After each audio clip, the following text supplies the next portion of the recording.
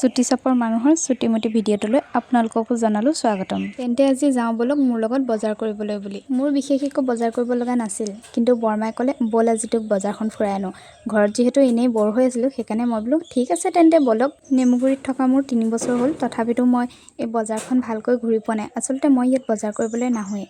যিবোৰ প্ৰয়োজনীয় থাকে সেইবোৰ অনলাইন শ্বপিং কৰোঁ নাইবা শিৱসাগৰলৈ বুলিয়ে গুচি যাওঁ।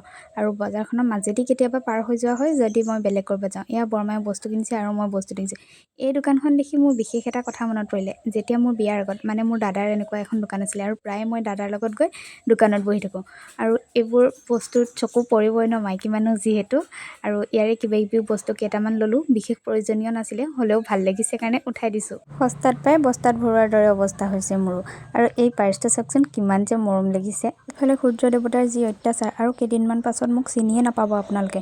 এইফালে স্কুটিও ভাবিছে চাগে আজি কাৰ পাল্লাত পৰিলোঁ। আজিলৈ এৰিছোঁ, নতুন এটা ভিডিঅ'ত লগ পাম। প্লিজ ভিডিঅ'বোৰ লাইক কমেণ্ট কৰি দিব।